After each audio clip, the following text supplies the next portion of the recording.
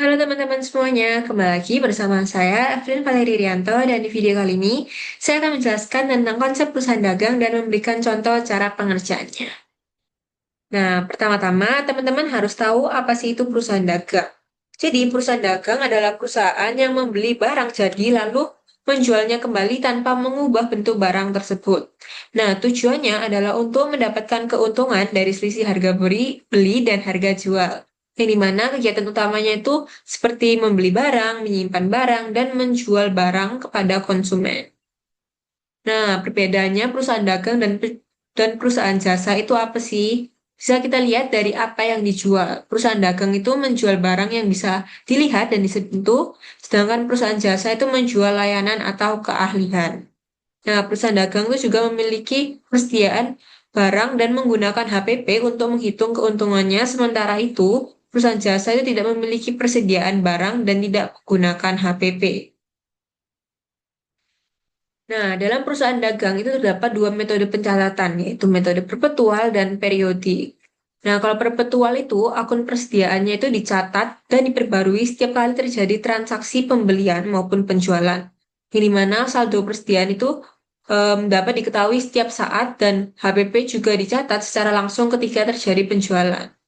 Nah, metode perpetual ini itu juga umumnya digunakan oleh perusahaan berskala menengah hingga besar karena lebih akurat. Contohnya seperti supermarket dan minimarket. Jadi intinya dari metode perpetual itu pokoknya dia itu lebih detail daripada metode periodik.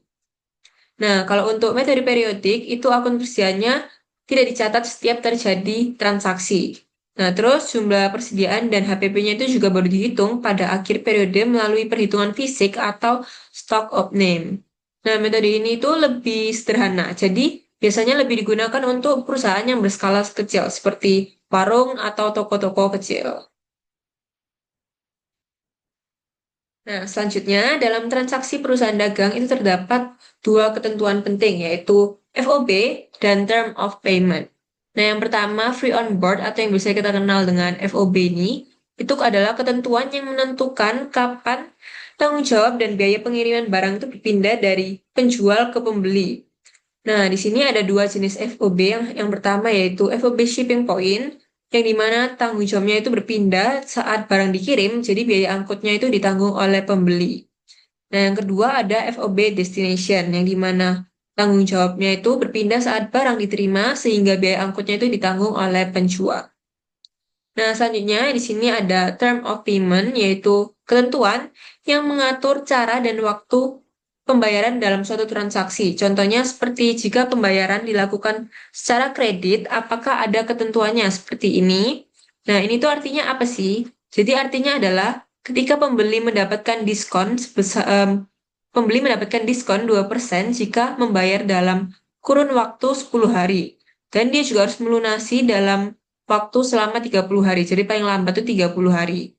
Nah, jadi jika misalnya pembeli itu membayar di hari ke-11, berarti pembeli itu membayar dengan harga normal dan tidak mendapatkan potongan. Nah, next di sini kita masuk ke penjelasan proses akuntansi. Nah, ini penjelasan untuk proses akuntansi untuk perusahaan dagang. Yang pertama itu dari proses akuntansi itu dimulai dari jurnal umum. Sama seperti perusahaan jasa, jurnal umumnya itu digunakan untuk mencatat seluruh transaksi keuangan yang terjadi secara kronologis dengan menggunakan sistem debit dan kredit. Nah, untuk perusahaan dagang itu cara penulisannya tetap sama dengan perusahaan jasa, namun hanya berbeda di akun-akunnya. Nah, terus setelah dicatat dalam jurnal umum tadi, transaksi tersebut kemudian dipindahkan ke buku besar, yang dimana buku besar ini berisi kumpulan akun-akun seperti kas, piutang, persediaan, utang, dan modal yang menunjukkan saldo masing-masing akunnya. Terus kemudian disusun menjadi neraca saldo, yaitu daftar saldo debit dan kredit dari seluruh akun di buku besar. Nah, neraca saldo ini tuh nantinya berfungsi untuk memastikan bahwa pencatatan kita itu udah seimbang antara debit dan kredit atau belum. Nah, selanjutnya tadi udah jadi neraca saldonya dan kita menjadikan patokan neraca saldo ini untuk kemudian perusahaan itu membuat laporan keuangan. Di sini ada tiga. Yang pertama adalah laporan laba rugi, yang di mana laporan ini itu digunakan untuk mengetahui kinerja perusahaan selama satu periode. Apakah perusahaan itu mengalami laba atau mengalami rugi. Nah, setelah itu disusun laba ditahan yang di mana laba ditahan itu menunjukkan perubahan saldo laba ditahan selama satu periode, termasuk laba bersih tadi, prive, dan juga dividen. Nah, terus yang terakhir di sini adalah penyusunan laporan posisi keuangan. Nah, laporan posisi keuangan ini tuh menunjukkan kondisi keuangan perusahaan pada tanggal tertentu dengan menyajikan aset, liabilitas, dan ekuitas. Yang akhirnya aset ini tuh harus sama dengan liabilitas ditambah ekuitas. Nah, itu tadi penjelasan singkat untuk materi tentang perusahaan dagang. Sekarang kita langsung masuk ke contoh soalnya. Oke, teman-teman, sebelum kita masuk ke soal yang pertama, di sini aku mau jelasin dulu untuk tabelnya. Untuk tabel jurnal umum yang akan kita buat saat ini adalah jurnal umum perpetual. Nah, untuk tabelnya itu formatnya sama seperti perusahaan jasa. Nah, cuma bedanya di sini hanya di COA-nya, di sini ketambahan beberapa akun perusahaan dagang. Nah, jadi untuk data validasinya di sini kita harus pastiin dulu, kita cek dulu apakah dia sudah mencakup semuanya. Bisa kita cek dulu di sini dari data, kita cek data validationnya, kita cek source-nya. Oh, dia sudah sampai yang paling bawah, berarti udah oke. Nah, jadi kita langsung masuk untuk soal yang pertama. Nah, untuk soal yang pertama, di sini itu ada surat pernyataan penyetoran modal kepada PT Terima Kasih. Di sini yang mengirim adalah PT Indah, PT Kasih Indah sebesar 50 juta rupiah. Nah, di sini kita bisa tulis dulu untuk tanggalnya 1 Desember 2025. Nah, karena di sini kita mendapatkan modal berupa uang tunai sebesar 50 juta, berarti untuk akun debitnya adalah kas, karena kas itu bertambah di debit, sedangkan untuk akun kreditnya adalah modal. Karena modal menambah ekuitas. Di sini kita bisa cari akun modalnya, terus kita tulis nominalnya sebesar 50 juta. Nah, untuk keterangannya di sini kita bisa tulis penyetoran modal berupa uang tunai. Ini bisa langsung kita copy paste aja. Nah, di sini akunnya juga udah otomatis. Kita bisa lanjut ke soal nomor 2. Nah, untuk soal nomor 2 di sini ada surat jalan kepada PT Terima Kasih, dan di sini informasi pengirimannya itu berupa FOB destination yaitu sebesar 500.000. Nah, karena FOB destination itu yang menanggung adalah penjual, dan di sini kita posisinya adalah sebagai pembeli, jadi di sini kita tidak membayar FOB destination-nya. Jadi kita bisa tulis dulu di sini untuk tanggalnya masih sama, masih tanggal 1 Desember 2025. Nah, terus karena di sini tulisannya kita membeli barang berupa pensil sebanyak 5.000 piece. Nah, di sini ada invoice-nya juga. Bisa kita lihat di sini berupa pensil sebanyak 5.000 piece seharga 1.000 per piece-nya, dan di sini totalnya sebesar 5 juta. Nah, di sini juga ada syarat pembayarannya. Bisa kita lihat di sini kita dapat terminnya itu 2% jika kita bayar selama 10 hari, dan kita juga harus melunasinya selama paling lambat 30 hari ke depan. Nah, di sini untuk akun debitnya itu ada persediaan, karena kita catatnya itu dengan cara perpetual, makanya pembelian itu dicatat dengan akun persediaan. Nah, terus untuk bagian akun kreditnya di sini ada utang dagang. Nah, di sini sebesar 5 juta.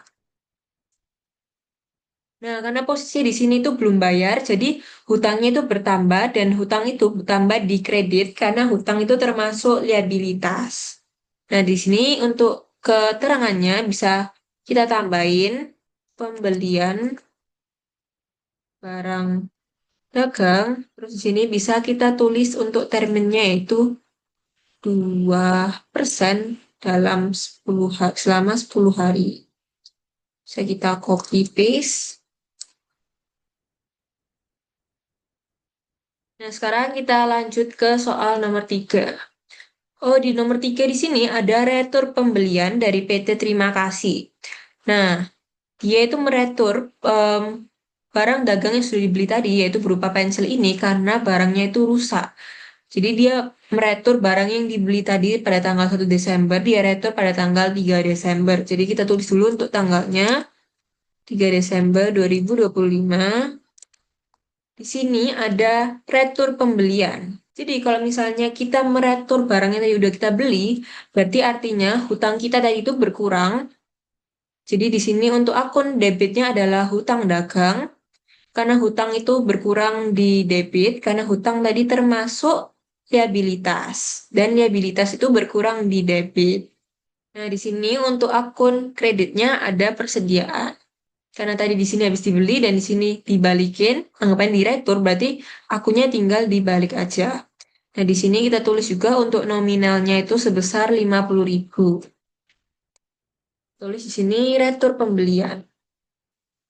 Pembelian tanggal 1 Desember 2025.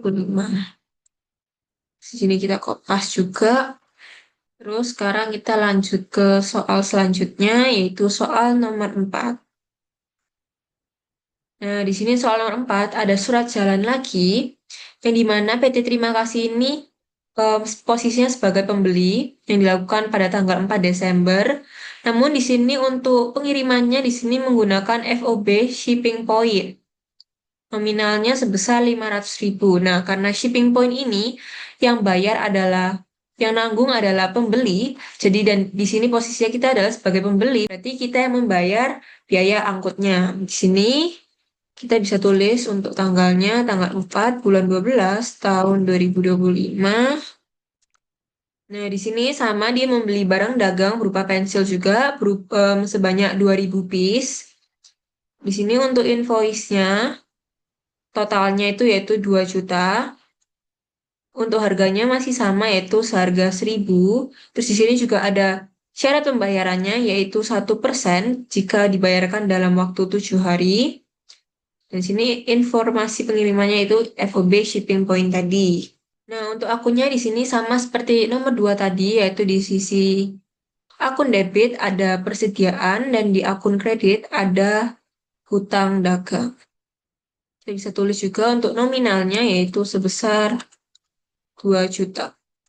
Nah, sama seperti tadi, karena kita catatnya dengan cara perpetual, jadi pembelian itu dicatat dengan akun persediaan. Nah, terus karena juga posisinya itu kita belum bayar, jadi kita masih berhutang, jadi hutang itu bertambah dan hutang itu bertambah di sisi kredit karena hutang termasuk liabilitas. Sini untuk keterangannya bisa kita tulis juga pembelian barang dagang. Kita tulis terminnya tadi 1/7. Bisa kita kopas. Nah, tapi di sini pada tanggal 4 karena informasi pengirimannya di sini menggunakan FOB shipping point yang berarti ditanggung oleh pembeli, berarti kita juga harus mencatatnya di jurnal umum. Jadi kita tulis lagi untuk tanggalnya tanggal 4 bulan 12. Nah, untuk akun di sisi debitnya di sini ada persediaan. Kenapa? Karena ini kita menggunakan metode perpetual dan beban angkut pembelian itu ditulisnya dengan persediaan. Jadi beban angkutnya kan tadi sebesar 500.000. Bisa kita cek di sini. Ya ini sebesar 500.000. Terus di sini kita juga tulis kas karena biaya pengirimannya dibayar secara tunai. Di sini kita tulis kas, nah sebesar 500.000. Sini kita tulis biaya angkut pembelian. Oke, kita lanjut lagi ke soal berikutnya. Oke, di soal nomor 5 sini ada kwitansi pembayaran, bukti pembayaran. Dia membayar barang dagang yang tadi dia beli pada tanggal 1 Desember tadi. Nah, di sini pada tanggal 1 Desember itu ada termin sebanyak 2% jika kita membayar dalam kurun waktu 10 hari. Kita bisa catat dulu untuk tanggalnya. Di sini tanggal 8 bulan 12. Nah, karena di sini dia membayar pada tanggal 8 dan dia membeli pada tanggal 1. Berarti dari tanggal 1 ke tanggal 8 itu belum lebih dari 10 hari. Berarti dia masih mendapatkan diskon. Nah, karena dia ini membayar secara tunai sebesar 4.851.000, berarti untuk akunnya bisa kita tulis dulu di akun debit di sini ada utang dagang tadi, utang dagangnya itu berkurang dan karena utang itu termasuk liabilitas dan liabilitas itu berkurang di sisi debit. Jadi kita tulis dulu untuk utang dagangnya sebesar 5 juta tadi. Nah, terus untuk akun kreditnya di sini karena dia membayarnya secara kas, berarti kasnya itu berkurang dan kas itu berkurang di sisi kredit. Dan karena dia masih mendapatkan potongan pembelian, jadi di sini kita tulis. Nah, untuk akunnya di sini kita gunakan akun persediaan karena di metode virtual itu akun potongan itu dicatat dengan akun persediaan. Nah, di sini untuk saldo kreditnya, saldo persediaannya kita bisa gunakan rumus sama dengan kita klik yang utang dagangnya dan karena kita mendapatkan potongan sebesar 2%, jadi kita kalikan dengan 2%. Lalu kita enter dan kita dapat potongan sebesar 100.000. Oh, bentar teman-teman, kita lupa tadi di sini di nomor 3 itu tadi ada retur pembelian dan dia udah meretur sebesar 50.000. Berarti hutang dagangnya tidak murni 50.000, tapi di sini bentar kita hapus dulu. Jadi kita gunakan rumus juga, kita bisa klik untuk hutang dagangnya yang pada tanggal 1 Desember tadi, terus dikurangi dengan retur pembeliannya di sini. Nah, berarti hutang dagangnya itu ada sebesar 4.950. Nah, di sini untuk potongan pembeliannya ada seharga 99.000. Nah, untuk saldo kasnya di sini kita juga bisa gunakan rumus sama dengan kita kurangin dari yang hutang dagang tadi, dikurangin dengan potongan pembeliannya yaitu seharga 99.000 ini, terus kita enter. Nah, nanti kita dapat sebesar 4.851. Nah, udah sesuai dengan yang dikeluarkan pada kwitansi pembayaran ini. Bisa kita tulis di sini, melunasi hutang pada tanggal. Oke, kalau udah kita lanjut lagi ke soal nomor 6. Soal nomor 6 ini ada surat jalan lagi. Nah, tapi yang beli itu adalah PT Semangat. Jadi di sini posisinya adalah kita sebagai penjualnya. Nah, kita bisa tulis dulu juga untuk tanggalnya, tanggal 10. Nah, di sini informasi pengirimannya itu menggunakan FOB Shipping Point. Nah, FOB Shipping Point tadi kan yang bayar adalah pembeli. Nah, berarti yang menanggung ongkirnya sebesar 500.000 itu adalah PT Semangat. Jadi kita tidak mencatatnya.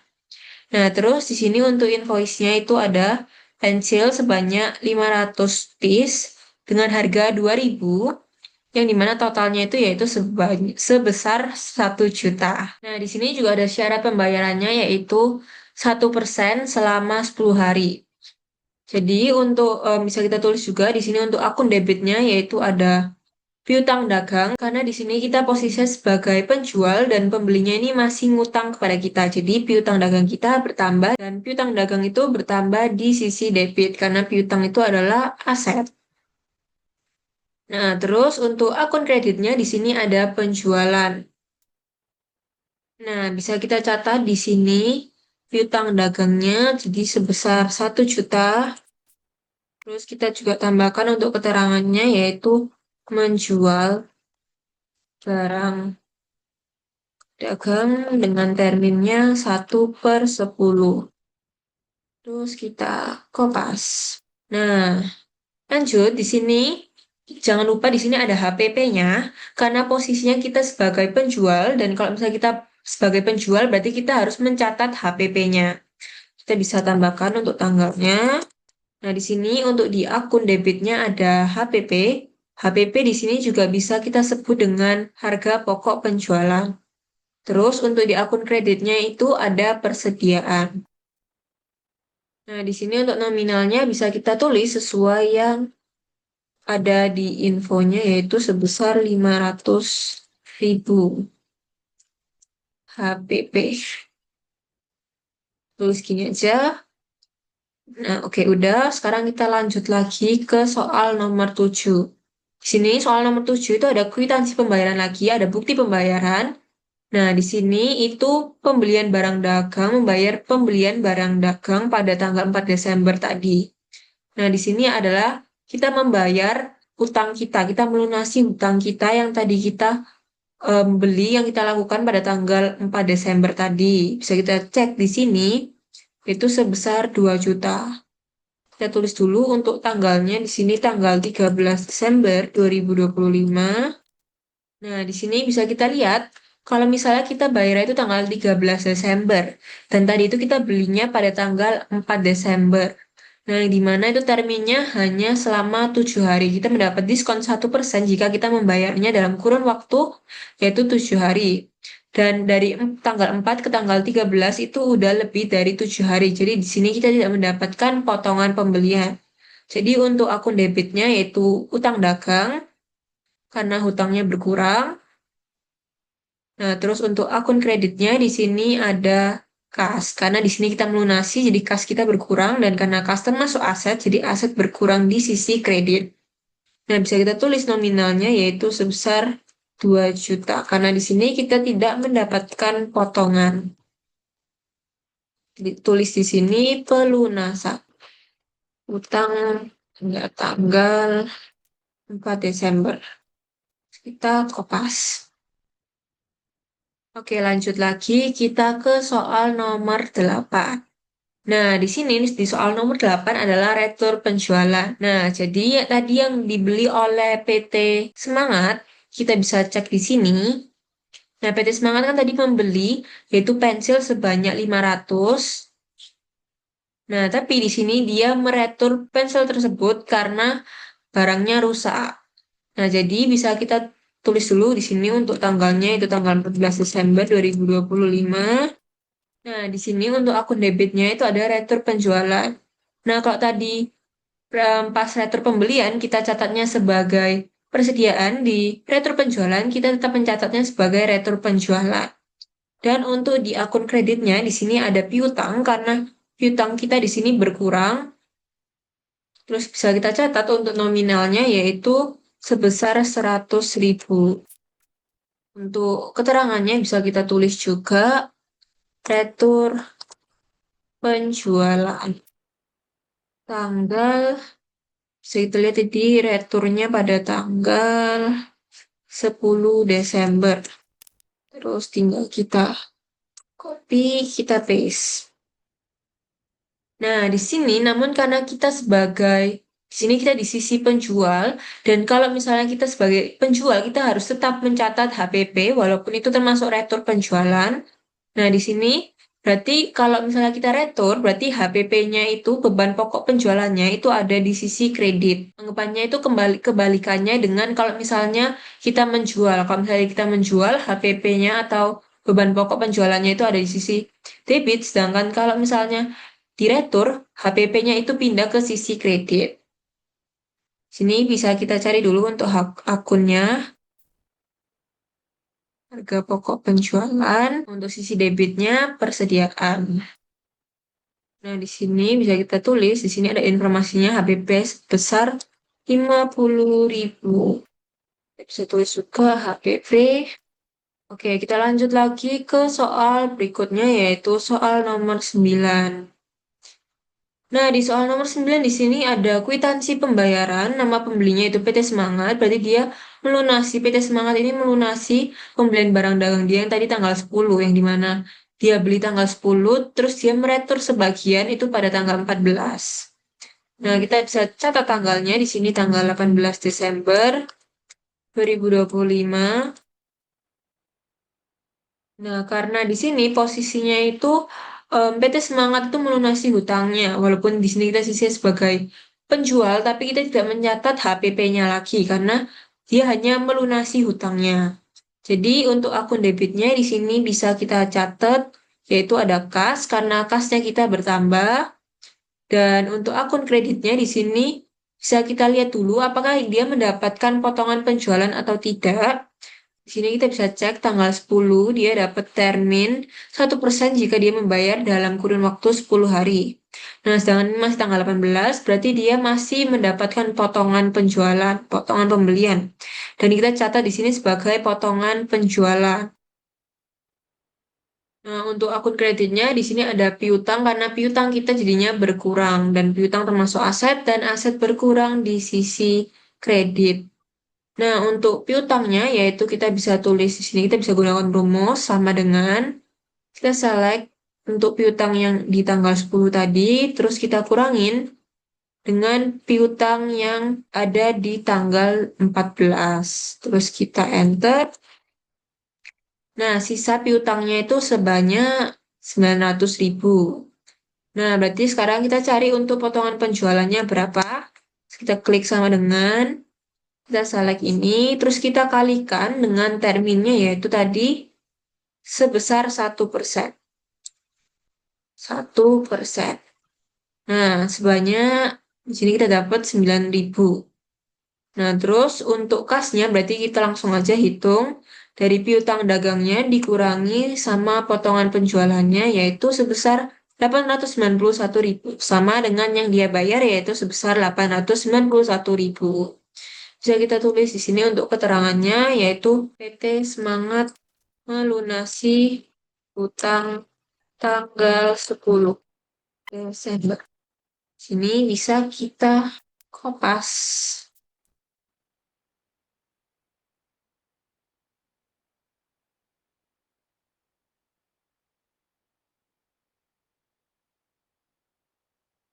Oke, sekarang kita lanjut lagi ke soal berikutnya, yaitu soal nomor 10. Di sini ada surat jalan lagi, yaitu pembelinya adalah PT Semangat lagi, tapi di sini dia menggunakan pengiriman yaitu FOB Destination sebesar 500.000 yang dimana destination itu berarti yang nanggung penjual dan di sini adalah posisinya kita sebagai penjual berarti kita yang menanggung biaya ongkirnya yaitu sebesar 500.000 ini. Sini untuk invoice-nya kita bisa cek juga yaitu dia membeli barang dagang berupa pensil sebanyak 1.000 dengan harga 2.000 yaitu nanti totalnya sebesar 2 juta. Terus di sini ada HPP-nya 1 juta dan di sini syarat pembayarannya yaitu 2% selama 5 hari. Nah, di sini bisa kita catat untuk tanggalnya dulu 20. Nah, oke, sama seperti yang sebelumnya, di sini PT Semangat itu dia em, berhutang, berarti anggapannya piutang kita itu bertambah. Nah, piutang itu karena termasuk aset, jadi dia bertambah di sisi debit. Jadi kita klik dulu untuk piutang dagang. Nah, terus di sini penjualan kita itu juga bertambah, dan penjualan itu bertambah di sisi kredit. Kita bisa tulis untuk nominalnya di sini ada sebesar 2 juta. Terus untuk keterangannya bisa kita tulis menjual barang dagang dengan terminnya tadi 2/5. Ini kita paste. Oke, terus di sini kita bisa lihat tadi kalau misalnya informasi pengirimannya di sini menggunakan FOB destination karena kita yang tanggung. Berarti kita juga sebagai penjual kita juga harus mencatat. Di sini kita bisa tambahin dulu untuk tanggalnya. Nah, untuk akun debitnya di sini ada biaya angkut penjualan dan untuk akun kreditnya di sini ada kas karena di sini kita membayarnya secara tunai. Jadi kas kita berkurang dan kas itu karena termasuk aset jadi berkurangnya di sisi kredit. Di sini kita bisa tulis untuk nominalnya tadi sebesar 500.000. Kita bisa tulis di sini untuk keterangannya biaya angkut penjualan. Penjualan terus kita kopas. Nah, selanjutnya di sini karena kita posisinya sebagai penjual, berarti kita juga harus mencatat HPP-nya. Di sini kita catat untuk HPP, harga pokok penjualan sama persediaan. Untuk konsep HPP di sini masih sama yang sebelumnya. Jadi kita catat untuk HPP di sini sebesar 1 juta. Keterangannya kita tulis saja HPP. Nah, oke, lanjut. Di sini kita ke soal nomor 11 atau soal terakhir. Di sini ada kwitansi pembayaran, yaitu nama pembelinya itu PT Semangat. Dia melunasi barang dagang yang dia beli pada tanggal 20 Desember. Jadi tadi yang udah dia beli itu sekarang dilunasi, tapi dia lunasinya tanggal 27 Desember. Kita tulis dulu untuk tanggalnya 27 Desember 2025. Nah, terus untuk akunnya di sini karena PT Semangat ini melunasi, jadi kasnya kita bertambah dan kas itu bertambah di sisi debit karena kas termasuk aset dan di sini untuk sisi kreditnya itu adalah piutang karena piutangnya kita jadinya berkurang karena PT Semangat tadi udah melunasi hutangnya. Tulis piutang dagang di sini sebesar 2 juta. Nah, di sini kita bisa lihat untuk tadi yang tanggal 20 Desember, kalau misalnya tadi terminnya yang dia dapat itu hanya 2%, tapi jika dia bayar dalam kurun waktu 5 hari. Nah, karena ini udah tanggal 27, dan dia bayarnya udah lebih dari 5 hari, jadi dia tidak mendapatkan potongan pembelian. Di sini kita bisa tulis aja langsung untuk keterangannya, yaitu pelunasan hutang oleh PT Semangat. Bisa kita kopas aja dan udah selesai ini untuk jurnal umum perpetualnya. Nah, sekarang kita bisa lanjut ke buku besarnya. Di sini kita bisa bikin sheet baru untuk buku besarnya. Kita rename dulu buku besar. Nah, untuk membuat buku besar ini juga konsepnya sama seperti perusahaan jasa. Kita menggunakan pivot table. Di sini kita ke insert, kita ke pivot table, kita klik yang from table and range, kita ambil range-nya dari yang um, jurnal umum, bisa kita select sini. Nah, di sini kita bisa klik untuk kolom yang kita butuhkan. Kita butuh tanggal, debit, kredit, keterangan, sama akun.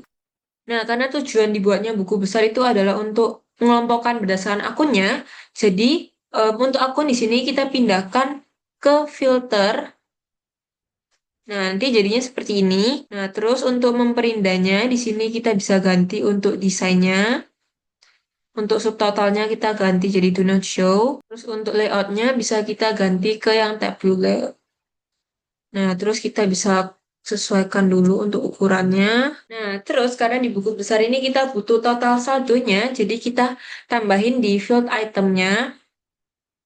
Di sini kita ke pivot table analyze, kita ke field item and set, kita calculate field. Nah, di sini kita ganti dulu untuk namanya jadi saldo debit. Nah, untuk formulanya di sini kita gunakan rumus if. Jadi kita gunakan rumus untuk saldo debit pertama itu yaitu sama dengan if jika debit ini itu lebih besar daripada yang kredit, maka debit dikurangin dengan kredit. Tapi jika tidak, kita print 0. Kita tutup kurung. Oke, jika sudah, sekarang kita tambahin lagi untuk yang saldo kreditnya. Kita buat rumusnya sama, kita namakan saldo kredit dulu, terus kita sama dengan, kita gunakan rumus if juga, buka kurung, debit lebih kecil daripada kredit, ini anggapannya kebalikannya, atau mungkin biar lebih gampang, kalian bisa tulis aja, jika kredit itu yang lebih besar daripada debit, maka kredit dikurangi dengan debit. Tapi jika tidak, kita print 0 juga. Sudah tutup kurung, kita okein. Nah, oke, kalau udah jadi kayak gini, sekarang kita bisa ganti akunnya langsung ke akun yang pertama. Di sini ada kas. Nah, nanti langsung muncul seperti ini. Sekarang kita tinggal duplicate aja sampai semua akunnya sudah kita buat untuk buku besarnya.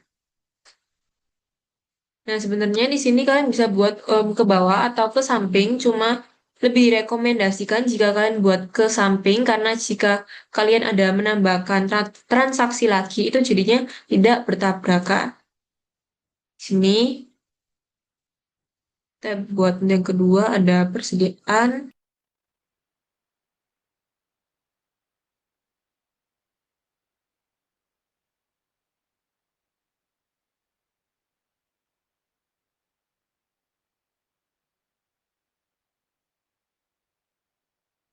Nah, kalau udah di sini udah semua, udah dikelompokkan, sekarang kita mungkin bisa coba untuk cek dulu.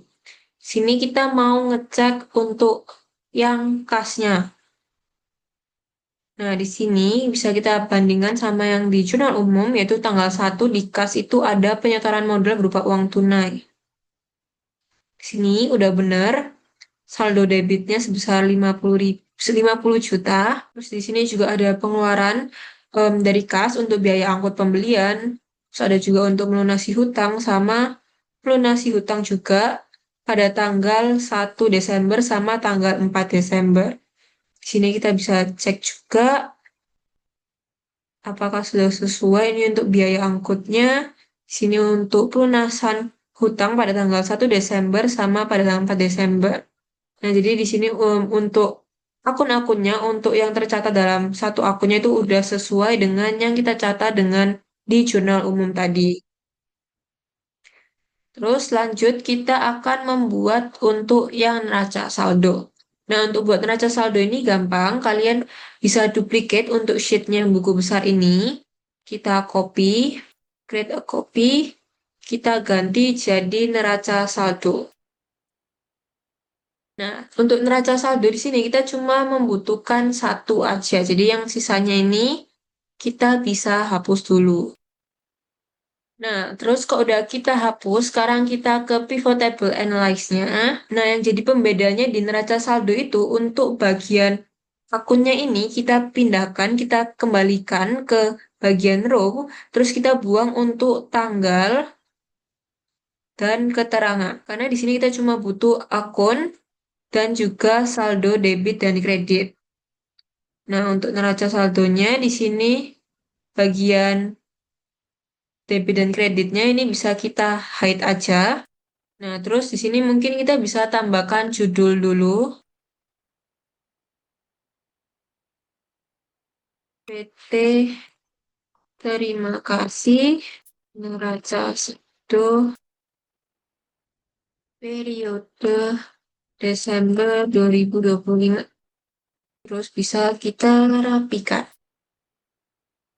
Nah, jika sudah di sini untuk totalnya di sini kita bisa gunakan rumus sum aja. Sum, terus kita buka kurung, kita select, terus kita tutup kurung. Nah, ini untuk total yang saldo debitnya. Dan di sini untuk yang saldo kreditnya ini bisa langsung kita tarik aja. Nah, di sini bisa kita lihat ini udah balance.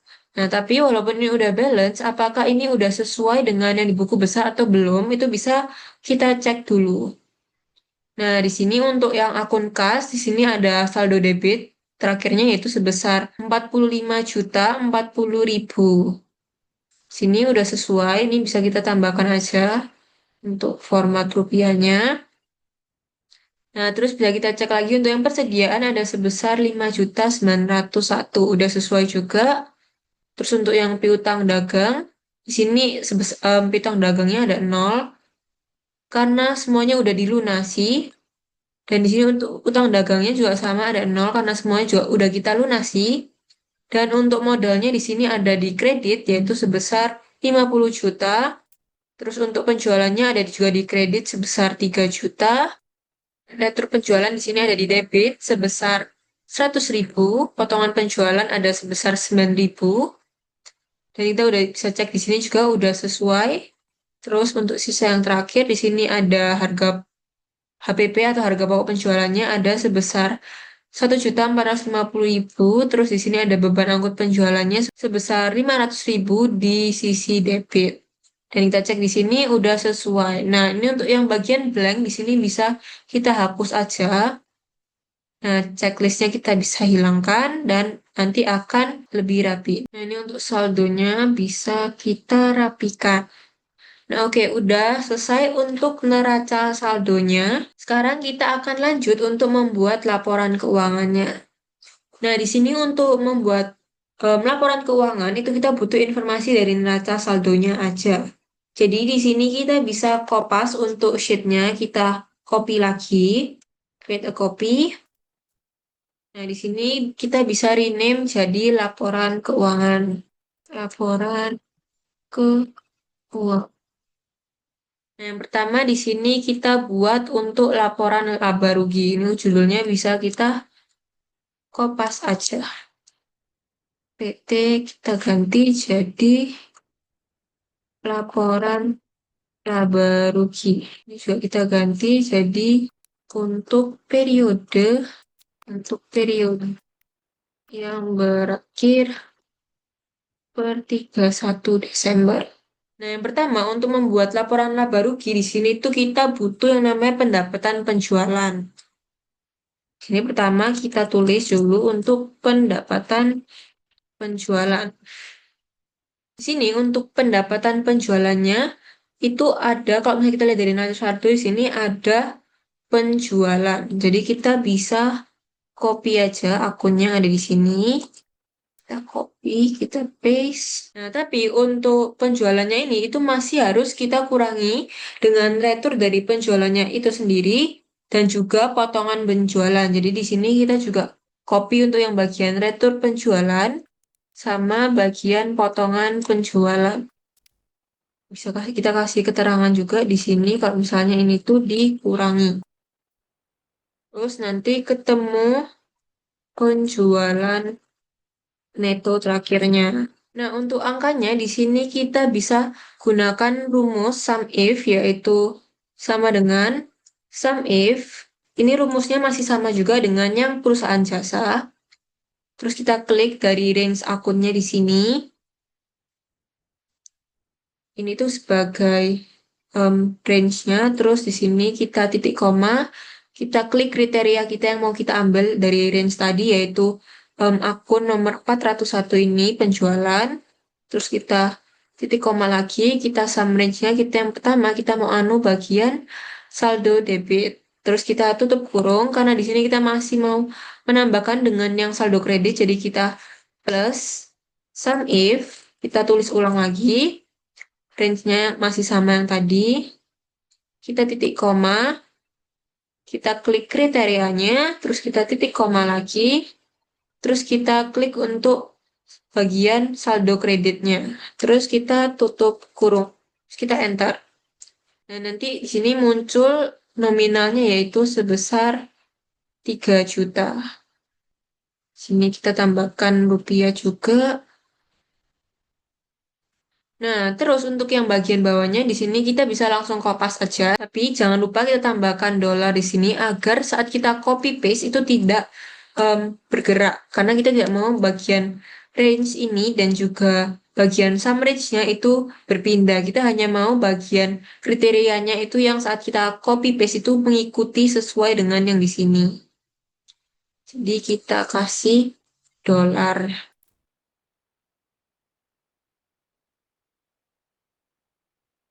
Nah, kalau di sini udah kita string, kita bisa langsung copy paste aja.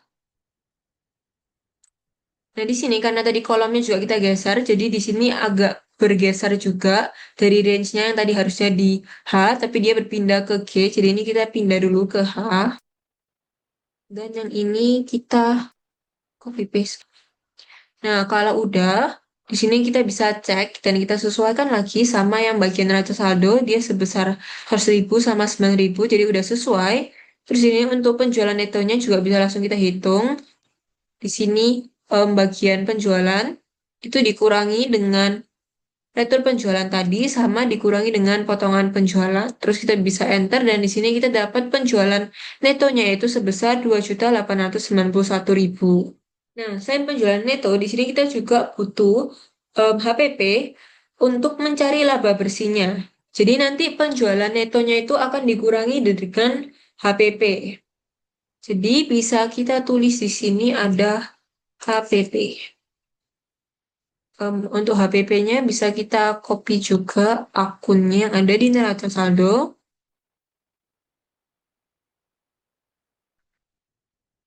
Nah, untuk HPP di sini ada sebesar 1.450.000. Di sini kita bisa langsung cari untuk laba bersihnya. Kita bisa langsung hitung pakai rumus. Kita dari yang penjualan neto ini dikurangin sama yang harga pokok penjualan. Terus kita enter jadi sebesar 1.441.000. Nah, tadi ini udah untuk pendapatan penjualannya. Sekarang kita lanjut, kita akan membuat untuk beban operasi. Nah, untuk beban operasi di sini kita ada beban angkut penjualan. Untuk akunnya juga bisa kita copy paste. Terus untuk saldonya juga kita bisa gunakan rumus yang sama, jadi kita copy paste juga sebesar 500.000. Dan untuk total dari beban angkutnya, total dari beban operasinya itu berarti sebesar 500.000. Kita bisa langsung klik sama dengan, terus kita klik untuk yang 500 ribunya, kita enter. Oke, sekarang kita bisa langsung hitung untuk laba netonya. Sini untuk laba netonya berarti dari laba bersih ini dikurangi dengan total beban ini. Jadi kita bisa langsung klik sama dengan, terus kita klik yang laba bersih dikurangi dengan total beban operasinya di sini. Nah, laba netonya di sini ada sebesar 941.000. Jadi di sini dapat disimpulkan kalau misalnya perusahaan PT Terima Kasih ini tuh dia laba ya. Dia laba sebesar 941.000.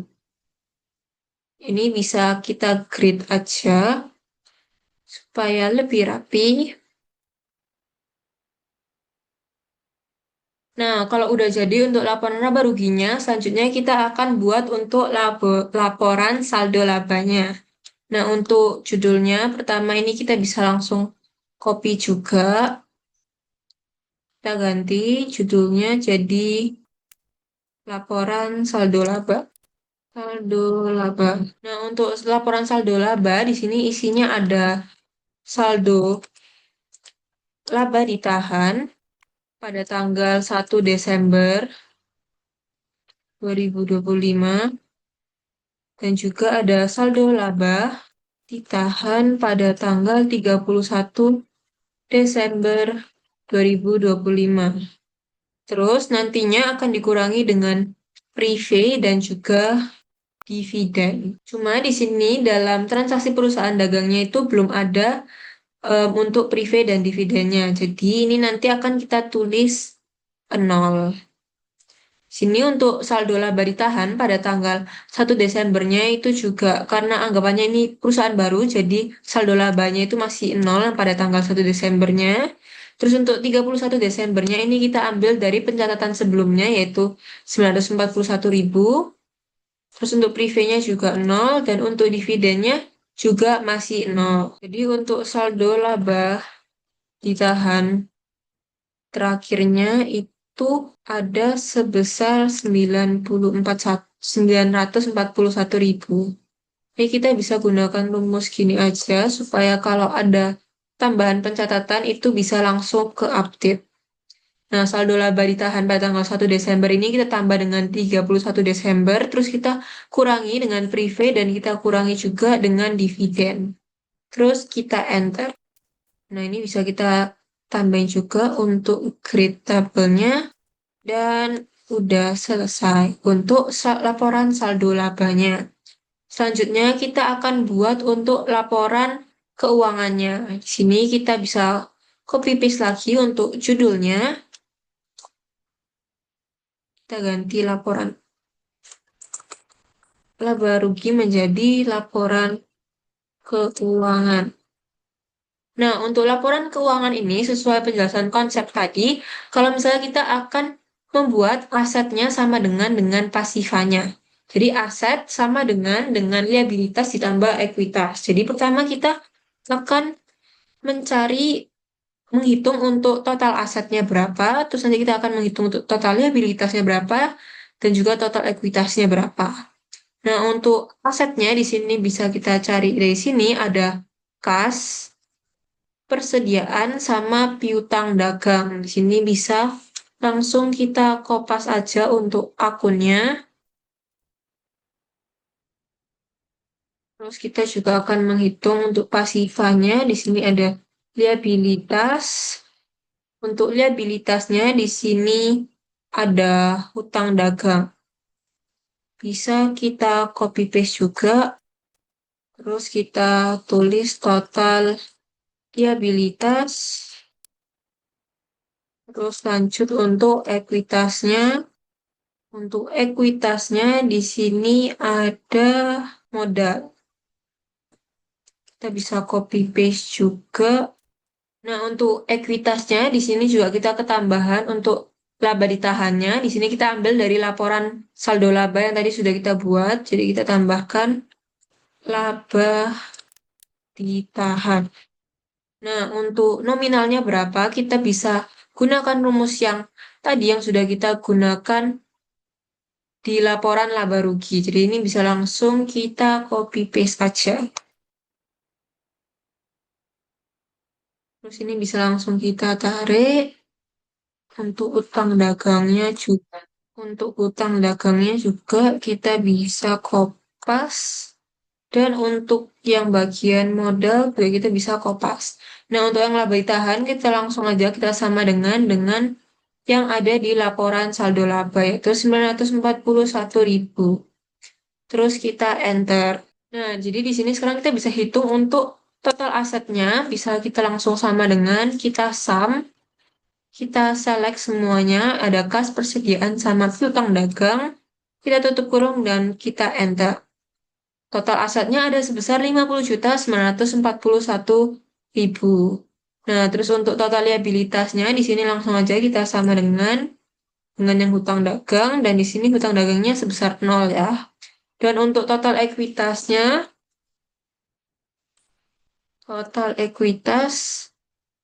di sini kita bisa sum juga untuk bagian modal dan laba ditahan. Terus kita tutup kurung, kita enter. Kita dapat total ekuitasnya 50.941.000. Sekarang kita hitung untuk total pasifanya. Nah, untuk total pasifanya, kita tinggal tambahkan untuk yang bagian total liabilitas ditambah dengan total ekuitasnya. Jadi untuk totalnya sebesar 50.941.000 sama dengan total asetnya. Jadi ini anggapannya sudah balance. Di sini kita bisa rapikan dulu.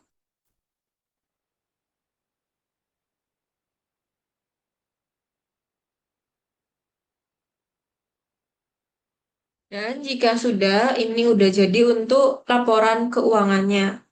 Nah, jadi teman-teman di sini kita udah buat mulai dari jurnal umum, buku besar, neraca saldo, dan juga laporan keuangan. Nah, jadi itu tadi penjelasan tentang perusahaan dagang. Semoga teman-teman lebih paham dan sekian dari saya. Terima kasih.